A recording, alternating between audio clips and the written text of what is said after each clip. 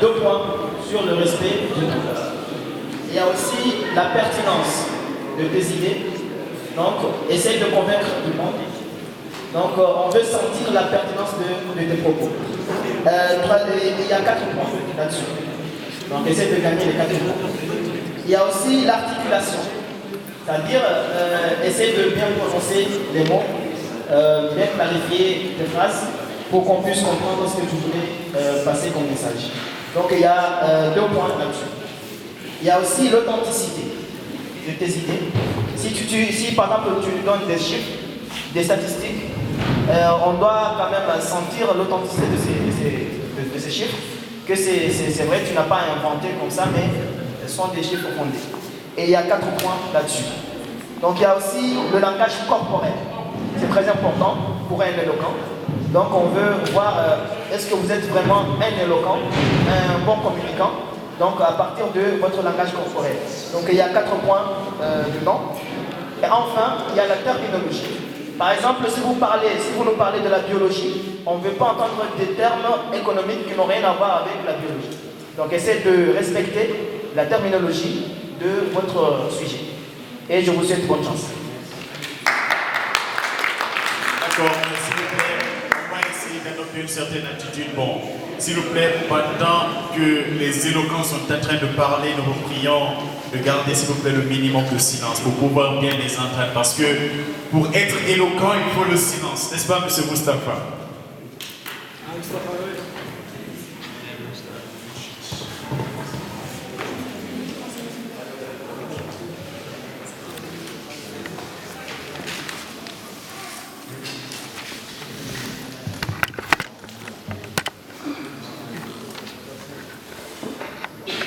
C'est là ce qu'on dit aujourd'hui, honorables invités, à vos titres grades respectifs, bonjour. Je suis ici devant vous pour vous parler sur sur une pensée que j'ai pensé nécessaire de partager avec vous. Parce que je vois que les personnes avec qui je vis ne respectent pas ce point. Alors que c'est le point essentiel qui doit être respecté pour bien vivre dans ce bas monde. Je vais vous parler sur la notion du temps. La notion du temps. Pourquoi j'ai choisi ce sujet? Parce que rien qu'ici à Erachikia, si on fixe un rendez-vous, si on dit aux gens de venir à 9h, soyez-en sûrs que l'événement proprement dit doit commencer à 11h ou bien à midi si ça ne tenait qu'aux gens qui doivent y participer. Donc, je voudrais vous parler ici du temps parce que le temps c'est quelque chose de très précieux. Si tu abuses de ton temps, tu vas le regretter ultérieurement. Je vais en ce sens vous évoquer Christine Deschênes. Cette femme dit ceux qui jouent avec leur temps et leur argent ne les méritent pas. Et je donne raison à cette femme parce que tout celui qui ne respecte pas le temps, cette personne, il ne la mérite pas. Il gaspille quelque chose de très très important. Je vais continuer mon allocution en vous parlant du fameux Air Black. On dit souvent rendez-vous africain. Et moi je dis, on se les approprie. Parce que c'est pas qu'on ne peut pas respecter l'heure, c'est parce qu'on ne s'y met pas. À chaque fois qu'on te donne un rendez-vous pour un Africain, si on te dit à 8h, c'est à 8h qu'il se lève. Il se prépare au minimum pendant 1 heure. Donc, officiellement, il va venir au rendez-vous à 2 heures de retard, minimum. Donc, je vais vous dire ici, on doit changer. dire, ça fait partie des raisons essentielles pour lesquelles l'Afrique est toujours derrière. Parce que dans les autres continents, quand on te donne un rendez-vous, si tu viens à 5 minutes après, le monsieur il va pas t'attendre. Je ne vais pas fixer un rendez-vous avec toi à 9h, tu vas venir me voir à 10h. Je ne vis pas pour toi, mon temps ne t'appartient pas.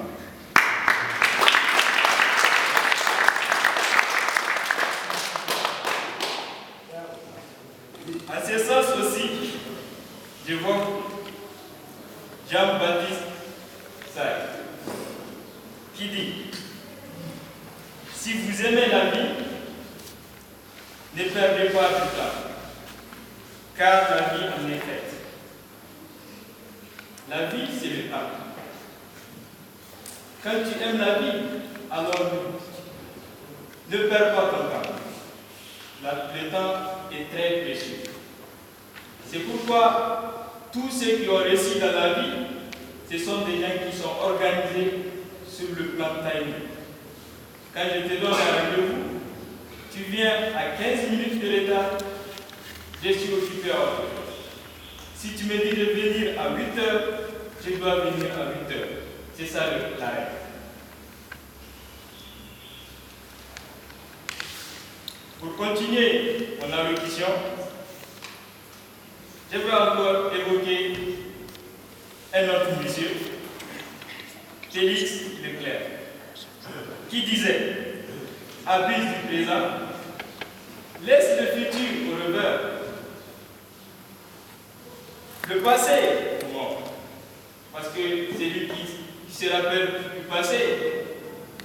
En termes de notre langage à Hausa, on dit Kouatuna Bara, ça veut dire le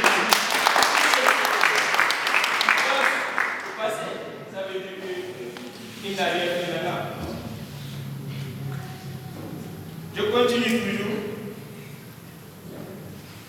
en évoquant un ordre que je respecte beaucoup parce que j'ai eu à beaucoup l'utiliser au lycée dans les dissertations philosophiques. Je vais vous parler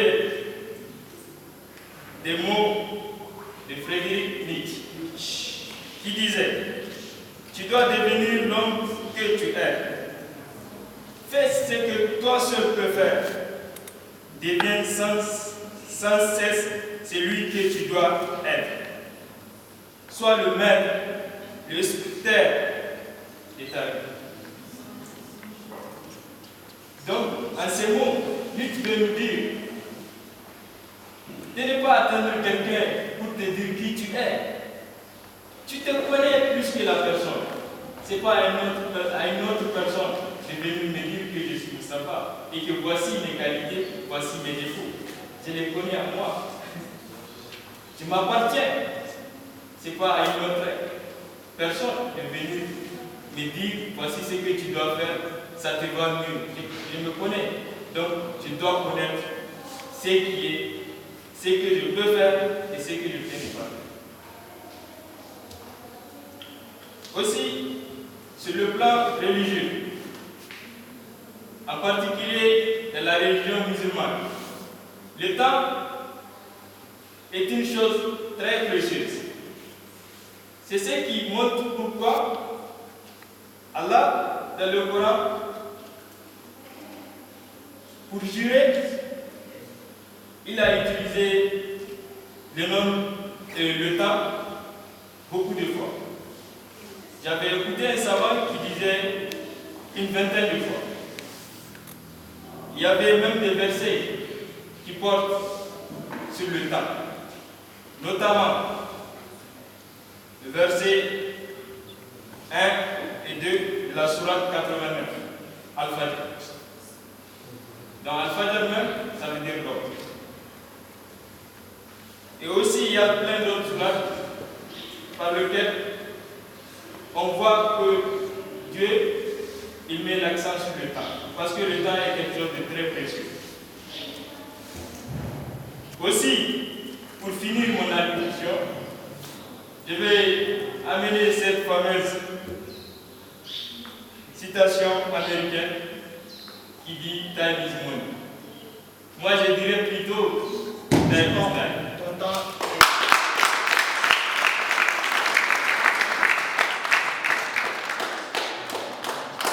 Deuxième candidat.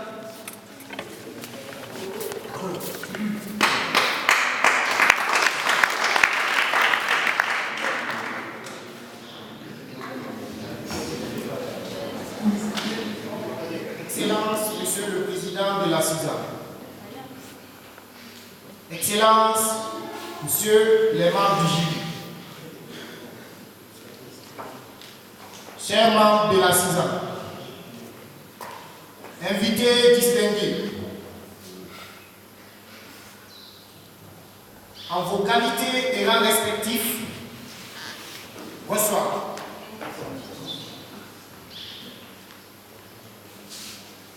Avant de rentrer dans le vif du sujet, je vous demande pardon si je ne me trouve pas dans la bonne section du forum.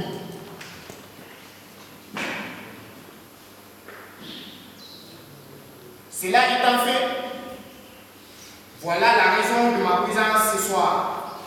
L'immigration clandestine.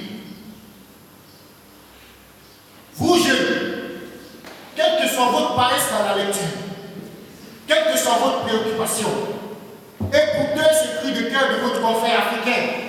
C'est non seulement important pour vous, mais aussi pour moi.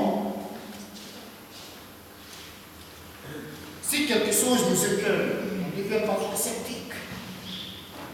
En ces jours, je parle de l'immigration clandestine avec une âme critique. On se pose souvent la question, pourquoi cette dite immigration ne cesse à gangréner sur le continent africain d'une manière empirique? À mon sens, elle appelait la problématique. Pour leur part, ils visent de manière crescendo le bonheur occidental avec une importante statistique. Pour ma part, elle nie parfois la raison en présence de l'hystérie mirifique. Quand je dis ils, je parle des jeunes migrants qui se disent d'un champ fantastique. Et quand je dis elle, je parle de la jeunesse africaine qui se leurre la face sur le chemin de l'avenir parfois pathétique. La précarité dans les explicatoires, ma foi, garantit un avenir incertain pour la majorité. Dommage.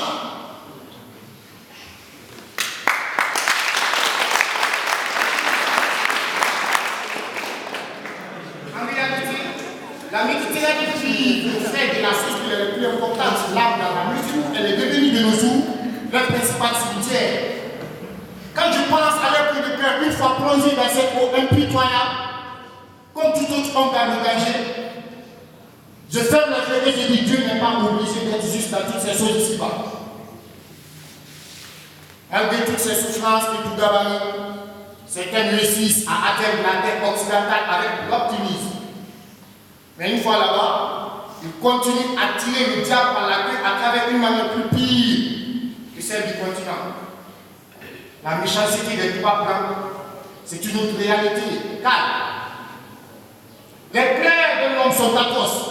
Sinon, ces jeunes n'ont que les yeux à pleurer à chaudes larmes. Dommage. Je demande à leurs parents d'être courageux dans leur quotidien, car ce n'est pas du tout facile. Non seulement leurs enfants les ont privés de leurs recettes, mais je suis à l'attente d'une bonne nouvelle de la part de leur fils. Il voit venir en eux ce qu'on appelle une nouvelle d'ironie dramatique. Une fois ce niveau,